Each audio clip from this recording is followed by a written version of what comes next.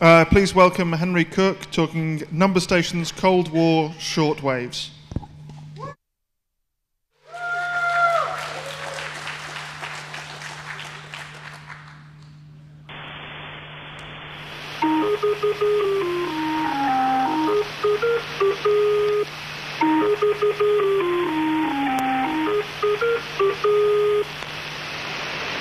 Three, 9, 7, 1, 5.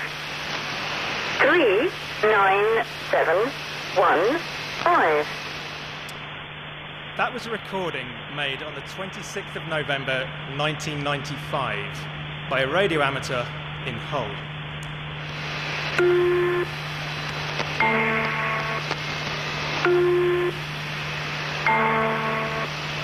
6, 6, 4, 7, 5. 6, 6, 4, 7, 5. It was broadcast unscrambled on a standard shortwave frequency, the same part of the broadcast spectrum used by the World Service or any number of Midwestern religious talk radio stations. Anyone could hear it on a standard household radio. 1, 9, 2, 7, 4. 1, 9, 2, 7, 4.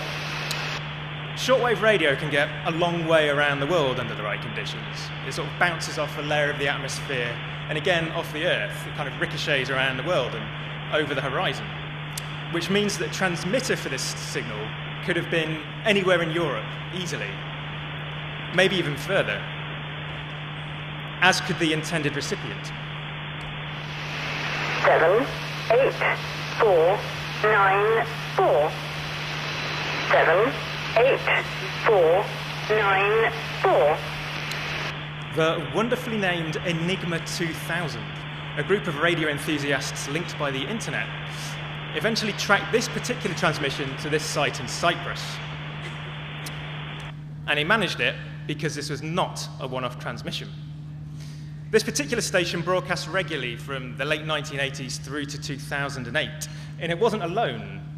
Until recently, there were loads of these stations in the shortwave spectrum, blatting out streams of seemingly random numbers, Morse, tones, or data, all unscrambled, all out there for anyone to hear.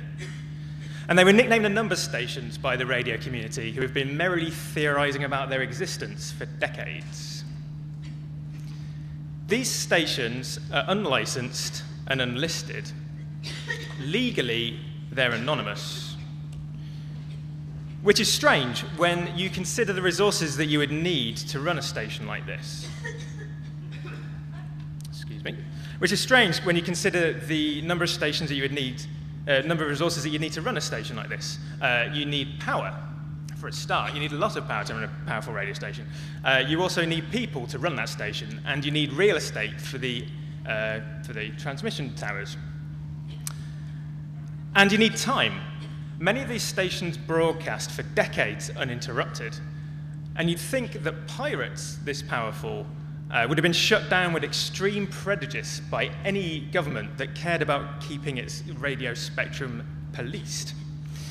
So this leads to the theory that they must have been operated by governments themselves, which leads to the question, why would a government need a high-power, long-range, deniable radio station? The theory goes that these were used to communicate with intelligence agents in the field. It's no coincidence, these theories say, that these stations were at the peak of their activity during the Cold War. This particular site in Cyprus was known to be used by the BBC and the UK military, and the station that broadcast from there became known as the Lincolnshire Poacher because of the electronic version of the folk song that it used as a call sign. It was one of the most well-known and consistent of the number stations.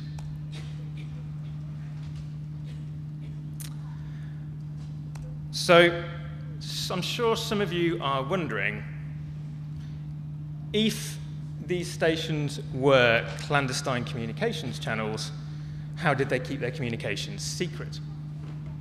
Bearing in mind that they're broadcasting in the clear. So the theory says that Well, most people reckon that it was they used a one-time pad system. Now, a one-time pad system is theoretically unbreakable, and it first came to widespread use during World War II. And despite its security, it's actually very simple. It can be decoded by hand with a bit of simple maths. And the key is the so-called one-time pad, a list of random numbers. But the important thing is that they're truly random numbers. Rumour has it that when this crypto system was being developed at Bletchley Park during the war, these streams of random numbers were generated with a tombola, or a room full of tombolas, and a room full of hapless conscripts pulling wooden balls endlessly out of this tombola, generating streams of random numbers. More modern systems use things like radioactive decay. There have been lava lamps used as random number generators, or webcams in boxes using static. But however you get your stream of random numbers, to use them with a one-time pad, you make another copy of that stream of one-time numbers. So you have a pad that you've written a load of random numbers in, you copy that, and then you have two copies of this particular stream of random numbers, and they're the only two copies in the world of that particular stream of random numbers. So you keep one copy of that particular stream of random numbers in your top secret government headquarters, preferably guarded by a couple of dangerous-looking chaps, and you send the other copy out with your operative. And then at a prearranged time, you send out a message, you send out a message encrypted using your copy of that pad. Your operative decrypts it using their copy of one page off that pad, and then you both destroy your copies of that particular page off the pad, hence one-time pad. You only ever use one sheet once. Simple and theoretically unbreakable. Now, despite its security, it does have one point of weakness, the one-time pad system, and that's the pad itself. Your operative out in the field has a physical copy of that pad, and they have to keep it secret for sometimes years at a time. So this particular image that I'm showing you here is of a one-time pad that was found under the hood of a toy truck by the Canadian Secret Intelligence Service in the 1960s. And on the end there, that's an actual microdot reader used to read the particular copy of that one-time pad. In 1988, Special Branch in London raided the apartment of a Dutch art dealer named Erwin van Haarlem. Turned out that Erwin was not a Dutch art dealer, or not entirely a Dutch art dealer. He was actually an operative of a Czech intelligence service, and the Special Branch found copies of one-time pads hidden around his apartment inside bars of soap. So, in order to show you all how the one-time pad system works, I thought we'd do a little decryption exercise. Now, there should have been little bits of paper circulating as you came in. So we're going to be using those in a few minutes. But first we need to get into the right mindset, okay? So I need you all to imagine, EMF camp, that you're spies. And you're in deep cover behind enemy lines. You're miles from home. Every day is a test of your tradecraft. One word, one look, one little reaction out of place might give you away. But you're good, EMF. You're all really good spies. You managed to maintain your legend. Now you have one connection back home, a shortwave radio. And at the right times, you sit down, you take your shortwave radio and a notepad, and you wait. The signal comes through. You copy down the numbers, knowing later when you decrypt it that you are the only person in the world who can decrypt this particular message. In a second, I'm going to play you a message that was broadcast on the 21st of December 1991 by a station which was nicknamed NNN by Enigma, who reckon it was used by the Austrian Army Intelligence Office. So you should all have found your sheet by now. Now, there are some numbers already there. That's your one-time pad. And we're going to copy down the numbers from the broadcast like this in the second row of the pad. The third row in each group is for decoding. The message is made of 4 groups of 5 numbers And each group is repeated twice. So don't worry if you miss any numbers, because they're going to come around a second time. And the message begins with a call sign and a group identifier at the start, so we know it's for us. And we are group 70. Everyone got that? Good.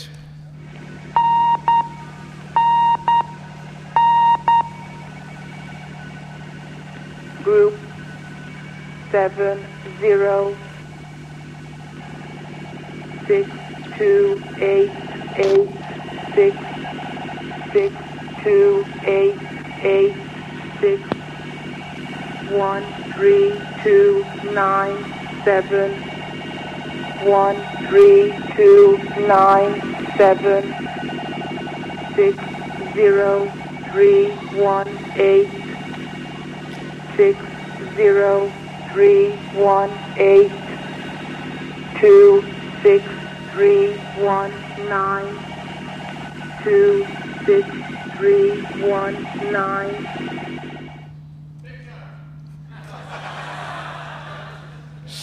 So if you were paying attention, you should have ended up with something like this. And of course you were paying attention because you're all very good spies. Now, the decryption method is dead simple. I'm sure some of you are probably part way there already, and I would say that part of the fun of this is figuring out for yourself. So basically, as soon as I describe this, some of you are going to get it. I'm going to ask you to just keep it to yourself till a bit later when we're all going to go through it, because it's fun to do it for yourself. So all you need to do is add the numbers that were already on the pad to the numbers from the broadcast, and then look up the letter in that lookup table across the bottom. Here's an example. 8 plus 6 is 14, which gives you n. Now, in some cases, you're going to go over 26. In that case, loop back round to 1 and keep going. That's adding mod 26,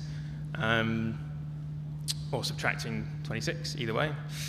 And there's only a couple of those. Here's one of those. So 23 plus 8 is 31. Use the first 3, you're left with 5, and that gives you E. That's it. Simple, unbreakable.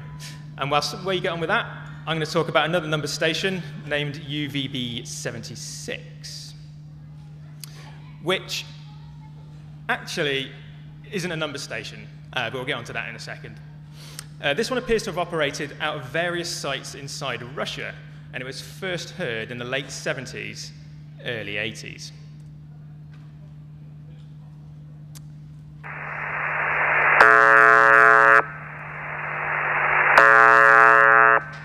And for 30 years, it was mostly remarkable only for its monotony. It just broadcasts this buzzing tone, which is interesting, but why bother broadcasting just a single buzzing tone for 30 years? As I mentioned earlier, it takes resource to run a station like this. So there's a few competing theories about why they may have been broadcasting this buzz. There's a very simple one which says, well, maybe they were holding the particular channel open in case they ever needed it for some kind of emergency communication.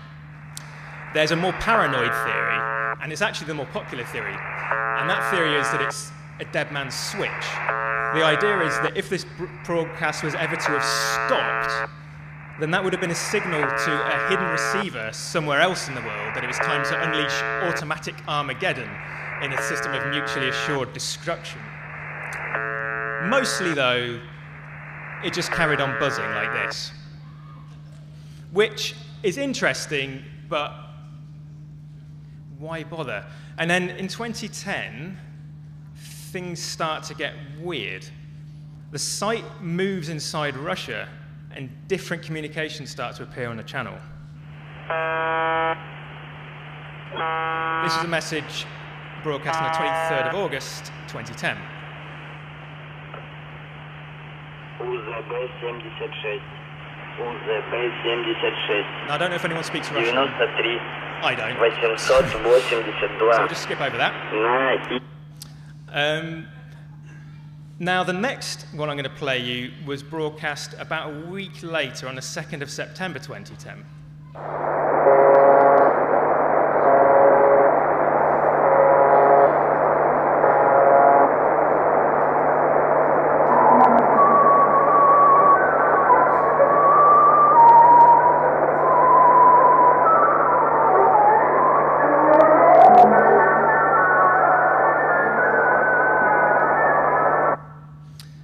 remember, this is all unscrambled, broadcast in the clear on regular shortwave. Following on from this uptick in activity, repeaters begin to spring up, streaming this audio onto the internet, and that's when things get really weird. 4chan and Reddit get hold of the story as its fame spreads and it starts to become urban myth. Photos begin to pop up online, purporting to be from site visits to previous transmitter sites. The story gets muddy as it becomes part of internet culture, and people start riffing on it. Let's go back to our decryption exercise. So, in order to go back to the decryption exercise, we need to reset the scene. You're alone in a strange city. It's December 1991. In 13 days, the USSR will be dissolved. It's the end of the Cold War. Times are changing. You recover your pad from its hiding place, and you start to decode.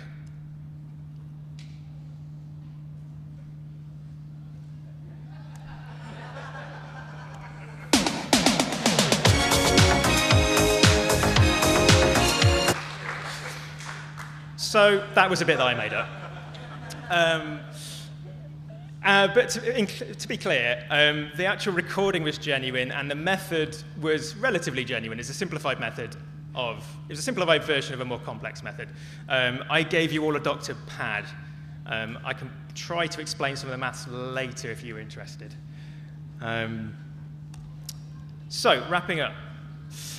I wanted to tell you about UVB76 because it illustrates the point where the idea of a numbers station or something like it crosses over internet subculture, and the idea of secrets hidden in plain sight or mysterious artifacts in a public channel doing something that you can't quite figure out provide this kind of void, this information vacuum into which the imaginative can pour stories. March the 1st, 2013, The All, an internet publication out of New York, publishes an article claiming that inscrutable Twitter bots broadcasting these seemingly nonsense random bits of characters actually had some meaning, and that these were the new number stations of the internet. In 2014, a number of outlets, including some which really should know better, got all hot under the collar about a YouTube channel named WebDriver Torso. Now, WebDriver Torso was posting videos which mainly looked and sounded like this. Ooh. Excuse me.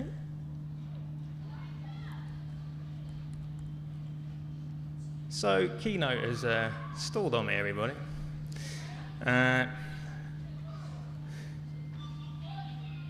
Wow, okay.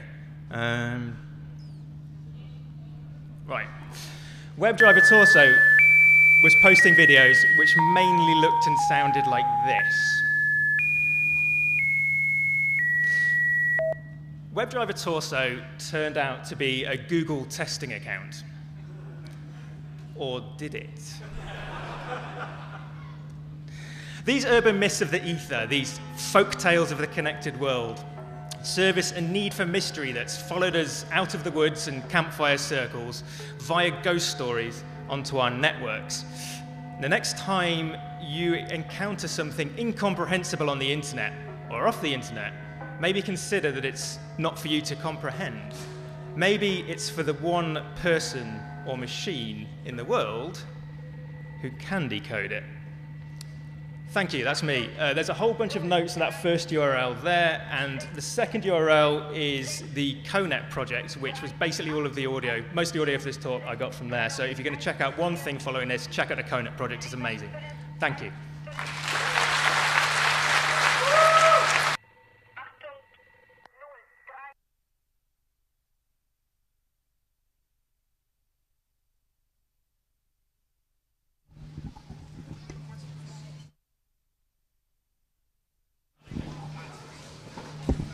We do have a couple of minutes if anybody has any questions. We can... Does anyone have any questions? Oh, some hands go up. Okay, cool. A couple of guys here.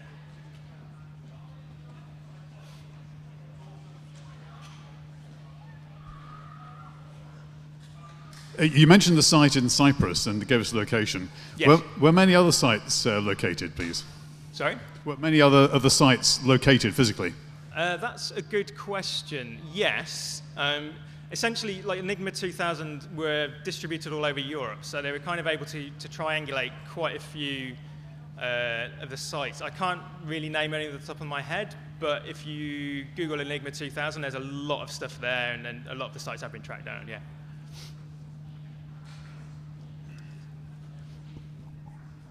If these were being used offensively Yeah.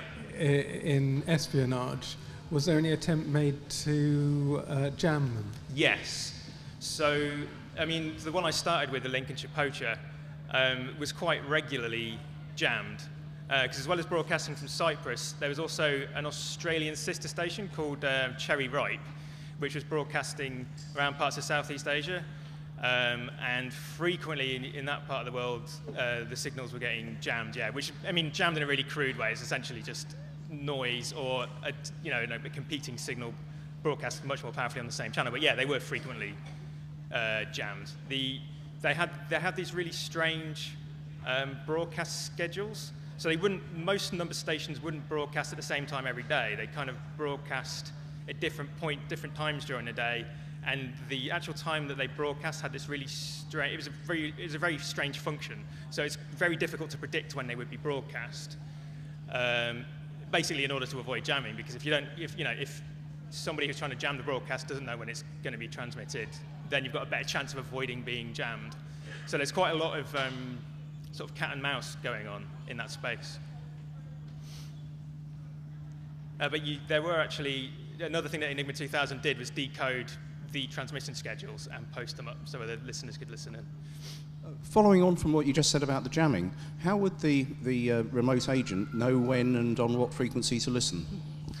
So, again, I mean, it's unclear because this is all, this is all essentially like second guessing. But the theory is that there would be an agreed schedule, but again, as I was saying to the guy just before you, there would effectively be a formula for calculating when the correct broadcast would be going out, and that would be like a function of the day and the time and the date, and a lookup table that was unique to a particular agent. And then, by putting these things together, you could figure out the times that you were supposed to be listening. Again, it's all pretty hazy, but this is kind of like the product of a whole bunch of people theorizing about what might have been happening. So no one really knows what exactly was happening.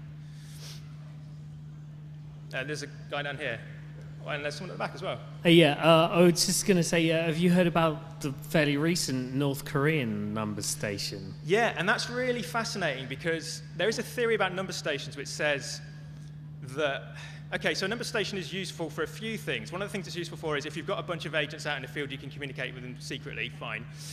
But another theory that says, so let's say you don't have that kind of resource. Let's say you're a small spy agency and you don't have the resources to send a bunch of people out into the field. It's much cheaper to run a shortwave station than it is to actually run agents. So you could broadcast a signal that looks as if it's going out to agents. And there's no agents out there, but you're actually doing a really good job of pretending to have, you're basically scaring your neighbors into thinking that you have a much more a far-reaching intelligence network than you actually do by broadcasting the signals that you broadcast if they were there.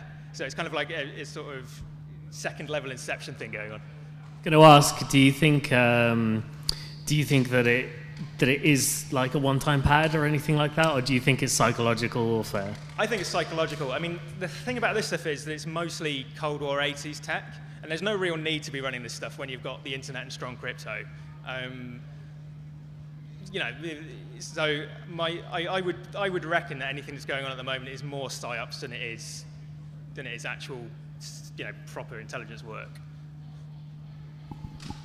Hi, yeah, just a follow-up question about UVB-76.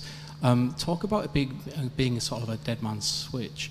So I'm aware of there being this rumoured system called Perimeter or Dead Hand.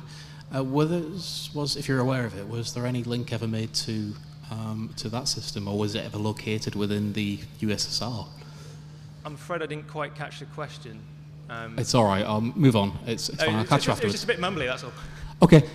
So question on, it was on UVB 76, Yep. the Russian one. So there were at least rumours of this sort of a USSR system called Perimeter or Dead Yeah. Hand. Were there any rumoured links between the numbers station and that sort of system? And was UVB 76 ever located within Russia? So UVB 76 was located a couple of times. I haven't read anything about its link to any other system. UVB 76 is even, the information that you can get online is even sketchier than the European stations because it's kind of at a greater level of remove. And I think that's another reason why UVB 76 took off so much online, because there was so little known about it that you could make up a whole lot of stories about it. So I don't know, yeah, I mean, the short answer is I don't know for sure. And I should actually add that everything that I've just said I basically got by doing a lot of research on the internet, so it's only true as far as you can tell by going down internet rabbit holes. I was going to ask a question. The number station's obviously broadcasting out to agents, maybe. Yes. But is there any evidence that these agents had transmitters, were transmitting information back? Or is it just a one-way system? It's a one-way system. So the beauty of a number station is that in order to receive it, you don't need any specialized hardware. You just need a domestic shortwave radio. So it's a really deniable method of communication. So as soon as you add a transmitter, then you've got a lot more incriminating equipment with your operative. So the theory is that it was essentially one way, because it was one way allowed your operative to remain more secret, to operate with less suspiciously. Sorry?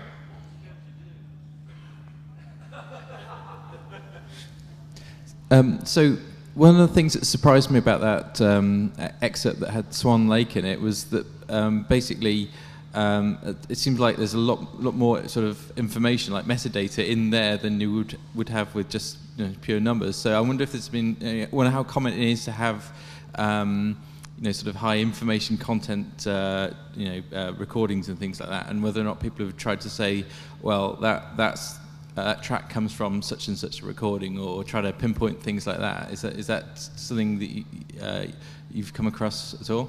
I missed the beginning of that. Yeah, so I mean, that little excerpt you've got there, I think it's Swan Lake that you heard there.